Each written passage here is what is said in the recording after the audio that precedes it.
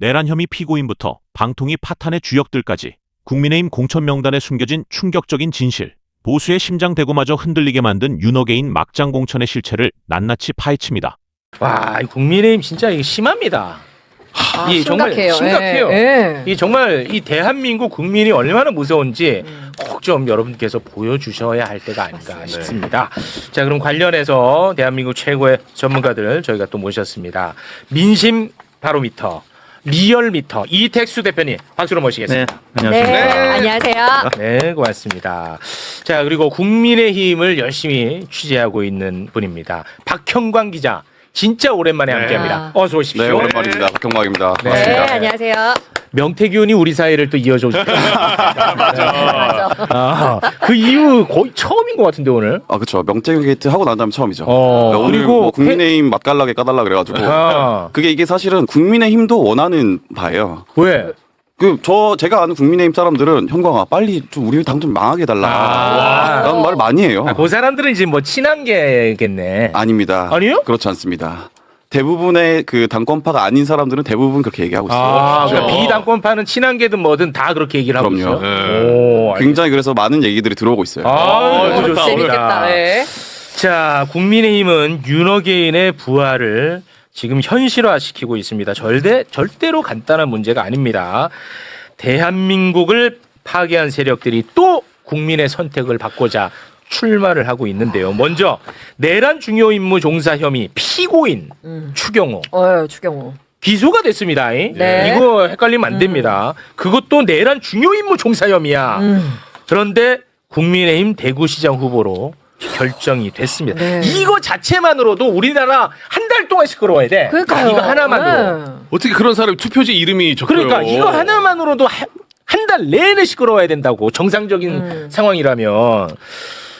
그런데 내란 중요 임무 종사 혐의로 재판을 받아야 하는 추경호를 응원하기 위해서 장동혁이가 대구를 또 찾았고요. 거기에서 또 막말을 막 쏟아냈는데 그 막말 조금 힘들더라도 함께 듣고 오겠습니다. 이재명 대통령은 김정은의 대변이 된 지 오래입니다. 보수의 심장 대구의 김부겸이 웬 말입니까? 대한민국의 헌정 질서를 무너뜨리고 있는 이재명 정권의 출장소를 대구에 만들어서 되겠습니까, 여러분? 임기 연장을 위한 사회주의 헌법 개헌으로 향하게 될 것입니다.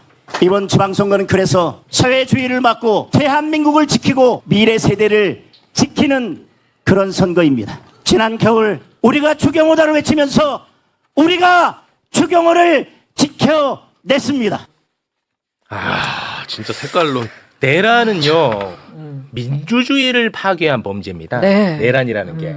근데 꼭 민주주의 파괴범들이 꼭 무슨 뭐 공산주의, 사회주의 이따 얘기를 해. 독재 얘기하고. 이 사람들은 민주주의 체제를 파괴한 세력들이거든. 맞아요. 정말 어처구니가 없는데 이따 이야기를 아직도 하고 있는데 대구 민심은 어떤지 요번에 좀 기대 한번 걸어보겠습니다. 네. 대구시장 살펴드렸고요. 대구시장 한번 좀 보겠습니다. 네. 대구시장 6페이지인데요. 네. 제발 좀 부탁드릴게요. 지난주에 그 한길리서치가 매일신문으로 조사를 했던 게 저희를 깜짝 놀라게 했죠. 추경호 후보가 오차범위내긴 합니다만 김부겸 후보를 앞서는 결과가 나와서 네? 충격스러운 그 조사인데 바로 같은 날 조사한 리얼미터 TBC 조사는 네. 그 전과 비슷하게 김부겸 후보가 꽤 많이 이기고 있었거든요. 네. 그러니까 이제 우측 상단에 보이는 게 리얼미터 조사고 네. 왼쪽에 있는 게 이 한길리서치 매일신문 조사인데 이게 네? 조금 이상했죠. 뭐야? 그 이후에 이제 리얼미터 조사가 맞느냐 아니면 한길리서치 조사가 맞느냐 막 이런 논란이 있으니까 바로 MBC 조사가 네. 이어서 나왔는데 역시 김부겸 추경호 후보의 격차가 리얼미터랑 비슷하게 한 8 내지 9%포인트 앞서는 것으로 와, 나타났습니다. 굉장히 많이 붙어 있네. 네. 갈수록 이건 더 붙을 거 아니에요, 그러면. 그러니까 지난번에 말씀드렸지만 지방선거 한 달 내지 한 달 반 전에 여론조사가 이제 나중에 지방선거 투표 결과랑 비교해 보면 실제 여론조사하고 한 3 내지 5%포인트는 줄어들어 있다. 왜냐하면 그 샤이 열세 표심이 나중에는 투표장에 나와서 또 투표를 하기 때문에 그래서 늘 숨겨진 표심을 특히 민주당에서는 감안을 하고 봐야 된다라고 했었는데 그게 점차 조금씩 좁혀지는 그런 추세인데 방심하면 안 된다는 거죠. 아무튼 또 조사가 또 가끔은 튈 수도 있는데 약간 저희가 봐도 이상한 조사들이 좀 있어요.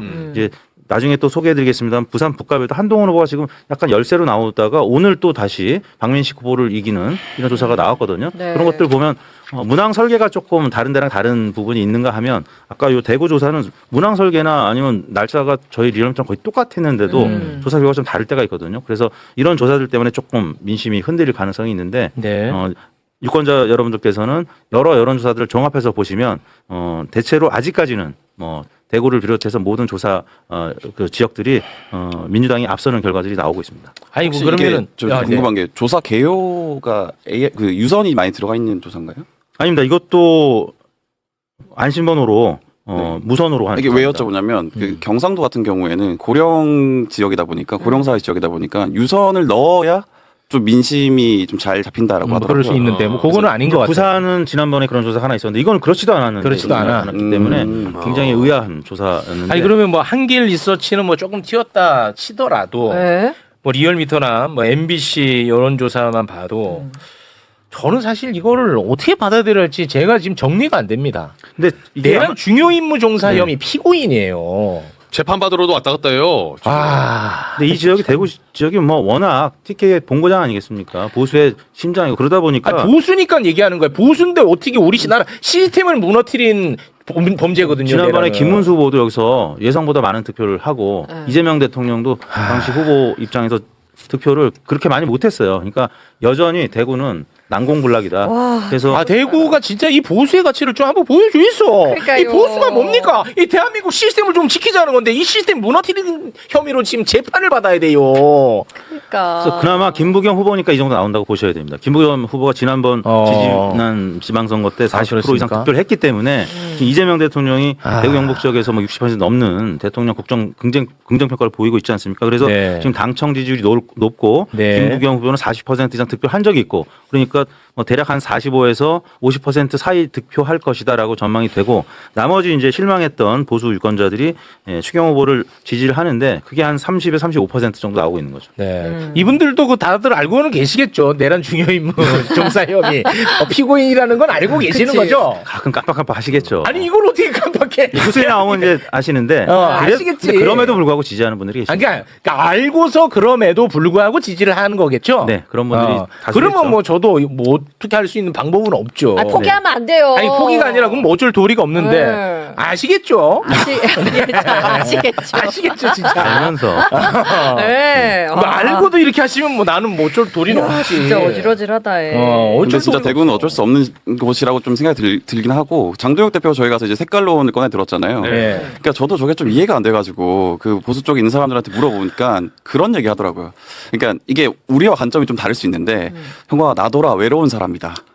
그리고 곧 지나갈 사람이다. 그러니까 당 내에서도 장동혁 대표에 대해서 큰 기대감이 없는 거예요. 그러니까 당에서도 보수 유권자들에게 보내는 메시지가 잘 먹히지 않는다. 장동혁 대표의 메시지가 네. 그렇게 판단하고 있기 때문에 그렇게까지 뭐 이렇게 뭐랄까 당의 입장이라고 말하기는 좀 힘들다. 예.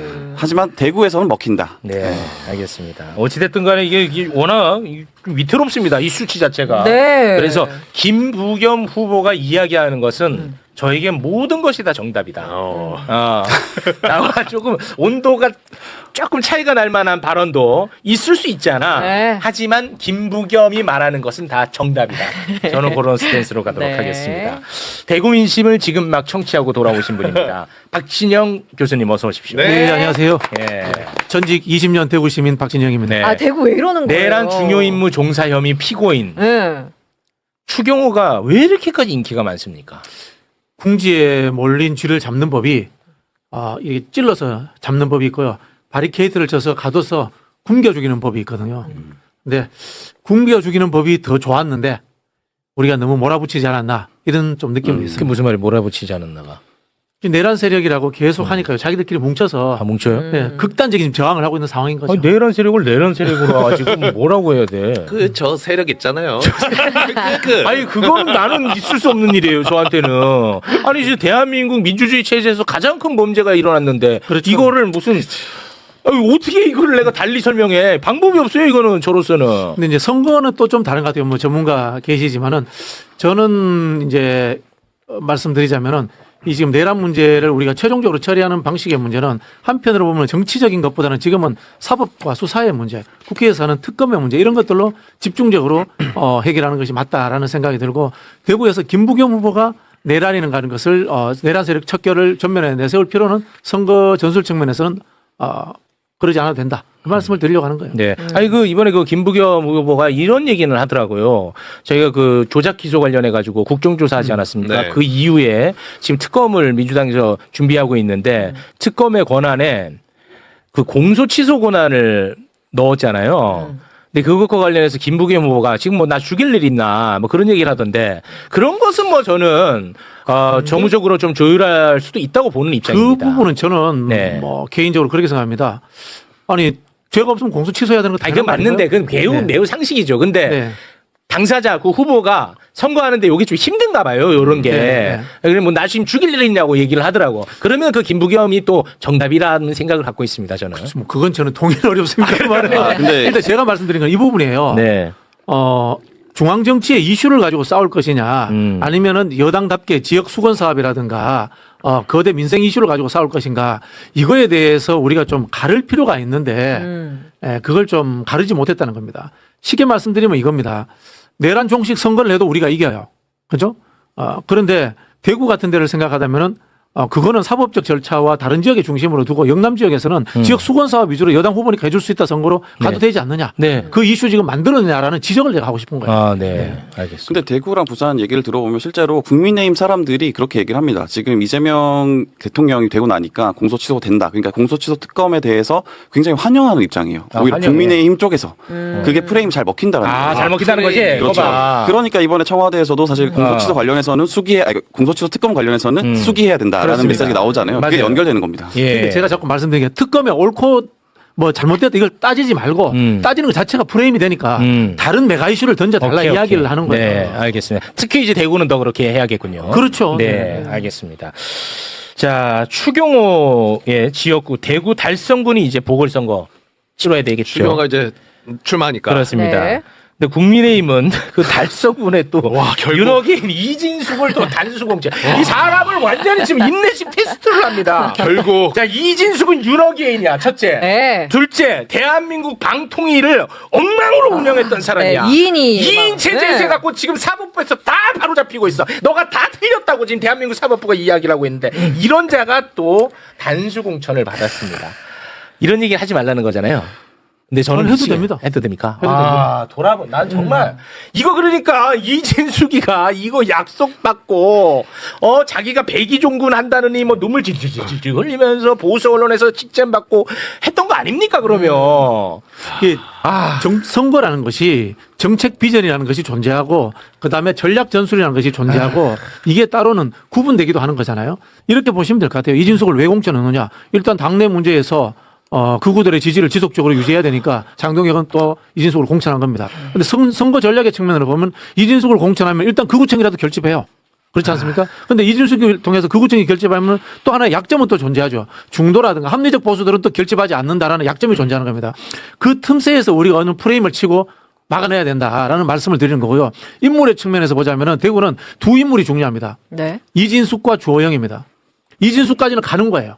결집하는 거예요. 그래서 김부겸 특미까지 뭐 잘 아시겠지만 한 10% 밑에까지는 결집하는 거예요. 네. 나머지 김부겸까지 따라잡는 데는 주호영이 필요한 거예요. 근데 주호영은 결집 못하도록 우리가 막아야 되는 거예요. 주호영은 불참했습니다 이번에. 그렇죠. 네. 그렇죠. 예. 그러니까 제가 취재하기로는 그런 겁니다. 이게 힘들어. 달성군의 공천을 두고 두 명을 끝까지 마지막까지 고심했어요. 그러니까 이진숙이냐 김민수냐. 그러니까 둘 다 사실 윤어게인이라고 일컬어지는 사람이잖아요. 제가 방금 전에도 통화하고 왔는데 굉장히 아쉬워요. 김민수 최고도 이게 공천을 못 받은 거에 대해서. 근데 이제 둘 다 윤어게인인데 왜 그러면 이진숙이냐. 그러니까 이거는 사실은 국민의힘 사람들 사이에서 예전부터 돌던 얘기입니다. 그 저한테 해준 얘기인데 사실은 한 달도 전에 유영아 후보와 추경호 후보와 박근혜 전 대통령, 박근혜 씨가 만났다. 그래서 어떻게 보면 장동혁 대표 입장에서는 다음 당권을 준비하고 있는 입장인데 본인의 세력이 없는데 그렇죠. 박근혜가 손을 잡아주면 어떨까? 좋아하지. 네. 그래서 그 차원에서 사실은 둘을 경선을 붙여서 이기는 사람을 후보로 내세운다라는 계획이 있다라는 얘기를 해줬어요. 그래서 저는 그때까지만 해도 반신반의했는데 사실은 주호영과 이진숙이 경쟁력이 강한 사람인데 갑자기 컷오프 시켜버렸잖아요. 그렇죠. 그러니까 어떻게 보면 아기가 딱딱 맞아 떨어지고 있는 거죠. 그러니까 그런 의심이 되는 지점이 있는 거죠. 장동혁 대표가 이진숙을 보궐을 공천을 준 이유가 사실은 다음 당권을 위한 포석 아니겠느냐. 네. 이렇게 국민의힘 내부에서는 보고 있습니다. 그러니까 지들은 뭐 그렇게 계산할 수 있는데 이거 뭐 그러니까 내가 생각할 때는 대구 시민을 정말 그야말로 무시하는 처사거든요. 근데 또 대구 시민들이 또 좋아하니까 내 생각은 또 맞지가 않아. 그러니까 나는 지금 뭐 어디로 가야 될지 모르겠어. 지금 너무 어지러운 게 어. 진짜 6월 3일 이후로 국회에서 이진숙을 야, 그런 얘기 하지 꺼내지도 마. 마. 아니죠. 네.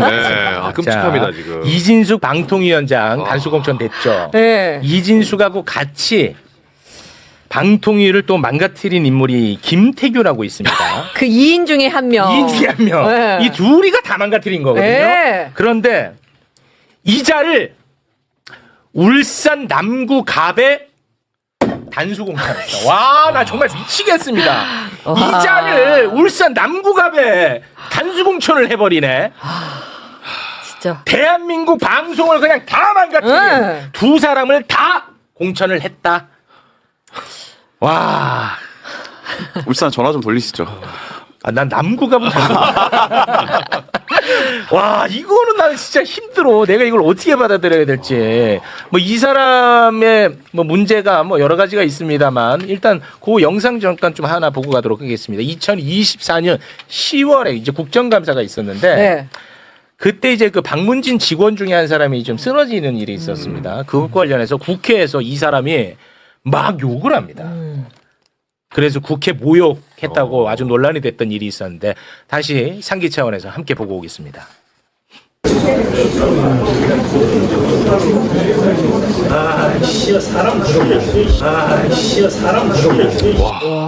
국회에서 국회다잉. 네. 그래서 이제 울산 남구가 보궐선거는 이렇게 이제 두 사람이 네, 경쟁하게 되죠. 전태진 변호사 그리고 김태규. 네. 이거 전태진 후보가 못 이기면 이건 진짜 안 돼요. 큰일 납니다. 최 차장님이 힘 좀 써주세요. 아니 내가 울산. 영향력이 너무 없어. 그때 우리가 그 전태진 후보 한번 모셨었잖아요. 그렇습니다. 에너지를 좀 더 끌어올리셔야 돼. 끌어올려야 돼. 예. 야, 근데 확실히 한 번이 부족하다고 느껴진 게 이렇게 얼굴을 보니까 그때 생각이 나지 이름이 잘 이게 읽지가 않아. 네, 전태진 예. 읽지가 않아. 전태진. 그때는 삼행시 뭐였었죠? 마지막은 전태일 아니고 전태진이었고요. 전태일 아니고 전태진. 네, 전국에서 이렇게 멋진 분이 뭐 있을까 뭐 이런 식으로 시작을 했던 거. 포인트는 태화강. 태화강이 나은 정치. 태화강 좋았어요. 울산을 흐르는 강 태화강 전태진. 네네. 그렇게. 전태진. 전태일 아니고 김태규한테 치면 이거는 있을 수 없는. 그래, 이건 그런 치면 생각. 안 됩니다. 지금 공천 어마어마하죠. 네. 자, 그리고 윤석열의 호위무사가 또 한 명 있었어요. 네. 그게 누구냐? 바로 이용이라는 사람입니다. 이용? 이용. 네. 그러니까 대표적 윤어게인이죠. 이건 뭐 윤어게인이야. 그런데 하남 갑에 단수 공천이 되어버렸습니다. 또 단수 공천이에요. 예. 네. 자, 그래서 하남 갑 후보자 한번 좀 볼까요? 민주당 이광재 후보 그리고 국민의힘은 방금 얘기해 주신 것처럼 이용 후보입니다. 여기 민심 어떻습니까? 네, 우선 지난 총선 때 12페이지인데요. 하남 갑의 조사 결과 보시면 투표 결과를 보시면은 뭐 여러 번 언급했습니다만은 추미애 후보가 이용 후보를 겨우 이겼잖아요. 겨우 이겼어. 50.58 대 49.41%였고 와. 지역별로 보면 감일동에서 딱 한 지역만 이겼고 나머지 지역 다 이용 후보가 이긴 지역입니다. 와. 그리고 이제 뭐 관내 사전 투표하고 재투표 빼면 또 거소 선상 투표에서도 이용 후보가 이겼고 그래서 굉장히 어려운 지역이에요. 근데 이 지역을 미디어 토마토가 뉴스 토마토 의뢰로 지난 1일 조사를 했습니다. 제발, 가장 제발. 최근 조사인데 제발. 11페이지입니다. 제발. 네, 이광재 후보가 이용 후보를 8%포인트가량, 8.6%포인트가량 이기는 걸로 나왔고 적극 투표층에서는 크게 56.4 대 32.4로 많이 이기는 것으로 나타났습니다. 요거는 그래도 좀 다행이네. 이게 그 이긴 도시 지역 한 군데가 이제 신도시 지역이거든요. 네. 거기서 인구도 많고 몰표가 나와서 이길 거고요. 사실은 이 지역은 이광재 후보가 당선되고 난 이후에 선거구 획정을 다시 해야 됩니다. 저기 게리맨더링 된 곳이에요. 철저하게. 철저히. 원래 저기가 이용 지역군데 한 두 개로 나눠졌잖아요. 그러니까 이용 입장에서 봤을 때는 민주당 표 나올 만한 것을 완전 뚝 떼가지고 따로 주고 자기 이길 만한 지역을 억지로 하나 만든 거예요. 와. 그러니까 지역적으로 이게 근접성에 문제도 있고 하기 때문에 나중에 국회에서 이 선거구 결정을 재조정해야 되는 지역이에요. 이건 뭐 하남갑이 아니라 이용갑이네. 그렇게 보통 현역 의원들이 그렇게 합니다. 그래서 공천을 뭐 잘했다고 사후적으로 좀 평가받을 수 있는 게 사실 이 지역 굉장히 어려운 지역인데 다른 후보가 오는 것보다 또 이광재 후보가 경쟁력이 있고 강원도에서 아름다운 또 아름다운 양보 희생. 그래서 이 지역은 뭐 추미애 경기도지사하고 같이 후보하고 같이 러닝메이트로 이광재 후보가 여기서 하남갑에서 열심히 뛰면 네. 승산이 있는 지역 중에 하나로 분류가 되고 있습니다. 이광재 후보는 진짜 이거 아름다운 희생과 양보. 저는 그 생각할 때마다 아주 미치겠습니다. 그 옛날 낭만파 정치, 낭만파야 아직까지 이광재. 남아있는 뭐 그런 분으로 보시면 될 것 같고요. 네. 그 2022년 대선 경선 때 잠시 나왔습니다. 그리고 떨어졌거든요. 그리고 이만한 정책책을 만들어 가지고 와. 이재명 후보한테 갖다 주고 이제 토론하신 분입니다. 훌륭합니다. 네. 하남갑 공천 받지. 자, 계속됩니다. 여러분 너무 놀라면 안 돼요. 네. 자, 윤석열이 내란을 일으켰을 당시의 비서실장이 정진석입니다. 정진석. 근데 이 네. 정진석은 지금 헌법재판관 미임명 관련 혐의로 기소가 됐고요. 그리고 이재명 대통령이 청와대 대통령실 갔을 때 네. 연필 한 자루도 없었잖아요. 맞아요. 네. 컴퓨터 PC. 싹 다 치웠잖아. 그거 다 치운 혐의로 지금 수사받고 있는 게 정진석입니다. 네. 근데 이 정진석이가요, 충남, 공주, 부여, 청양 보궐선거 출마를 선언을 했습니다. 그리고 공천을 신청했어요. 공천 신청을 했는데 그랬는데 국민의힘이 이거를 좀 받아들일 생각이 컸던 것 같아. 윤리위가 이 복당을 논의하기 위해서 회의를 열려고 했는데 네. 하도 이제 논란이 되니까 그 회의는 취소가 됐고요. 정진석이는 계속해서 강력한 의지를 보이고 있습니다. 내부에서는 이제 불만의 목소리가 좀 나오고 있어요. 이 선거를 치러야 되는 입장에서는 네. 이런 것들이 나오면은 본인한테는 좀 악재 아니겠습니까? 네. 특히 김태형 국민의힘 충남지사 후보가 페북에 남겼습니다. 글을. 정진석 공천 과정을 지켜보면서 억장이 무너지는 심정을 감출 길이 없다. 자숙과 반성 없이 국민적 양심에 반하는 행위를 한다면 떠날 수밖에 없습니다. 부디 불행한 사태가 생기지 않기를 바랍니다. 떠날 수밖에 없다. 그 박덕흠 공관위원장 사돈이라면서요, 정진석이. 맞아요. 네. 이해 당사자예요. 네. 지금 이거 어떻게 보고 있어요, 국민의힘은? 이게 사실은 내부에서 너무 이러니까 사실 저한테도 그렇게 얘기를 하는 겁니다. 국민의힘 빨리 망해야 된다. 너무 개판이다. 네, 이게 진짜 말이 안 되는 일이다. 말이 안 국민의힘도 갑자기 윤어게인 하던 사람들도 윤석열이 날아가다 보니까 갑자기 제정신으로 돌아와요, 막. 네, 그래서 정상적인 얘기를 합니다, 다들. 네. 이게 충남이 천안, 아산, 당진 여기가 이제 인구의 한 100만이 되고 인구 한 60% 정도 되는 곳이에요. 부여, 청주, 부여, 공주, 청량이죠. 정진석을 공천하면 여기 젊은 사람들이 사는 인구 밀집 지역에서 국민의 표가 뚝 떨어지는 거죠. 김태형은 그런 상황이면 자기는 도지사 선거 무조건 진다고 생각해요. 진다고 생각하니까. 그래서 지금 김태형 같은 경우에는 예비 후보 등록을 볼모로 잡고 있습니다. 아직까지 등록을 하지 않고 요걸로 지금 볼모 잡고 있는데 여기서 멈추는 거 아닙니다, 여러분. 또 있어요? 또 있어? 전환길이 있죠. 전환길이가 계양을에 나온대. 아니 계약을. 출마를 한대요? 계양을로 이제 출마한다는 보도가 있었습니다. 네. 와. 무소속으로. 마치 무소속으로 나온다는 보도 있었지. 출마. 계양을 어지러지하다. 어지러지래. 와. 국민의힘은 물론 이제 계양을에 어떤 사람을 단수 공천 해놓은 상태입니다. 네. 그래서 이제 무소속으로 전환길이 계양을에 나간대. 계양을. 전환길까지. 요거는 이제 그 국민의힘 차원이 아니기 때문에 나는 요거는 나가는 건 제가 막지 않겠습니다. 요거는 약간 좀 대표성과 상징성도 있고 그래. 바람머리 할 때 조금 도움이 될 것 같아요. 네. 정확하게 바라보시는 게 국민의힘에서 굉장히 괴로워하고 있어요. 그만 좀 언급해라.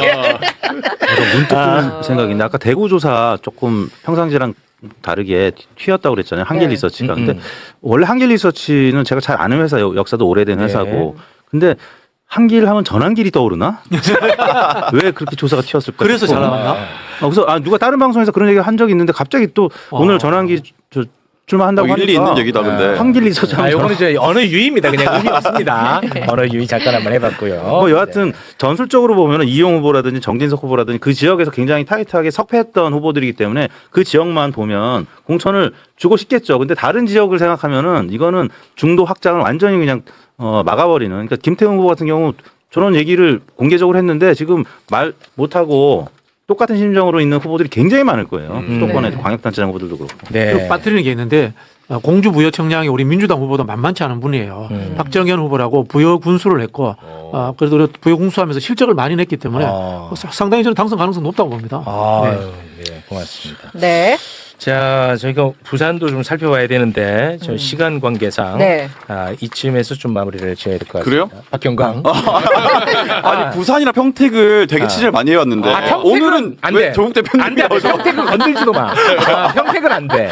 그 내일 우리가 다시 합니다. 하나 내일. 말씀드릴 내일. 거 조국 대표님 오셨으니까 제가 말씀드리겠는데 그 이제 사실 평택이 다자구도냐 양자구도냐를 관점으로 두고 사실 봐야 되는 지역이에요. 단일화 이슈? 네, 단일화 이슈가 있기 때문에 근데 보수 지역에서는 제가 황교안 대표를 얼마 전에 통화를 했어요. 황교안 대표가 그런 얘기를 하더라고요. 유이동 후보한테 자기가 단일화하자고 연락을 하고 있는데 답이 안 온다.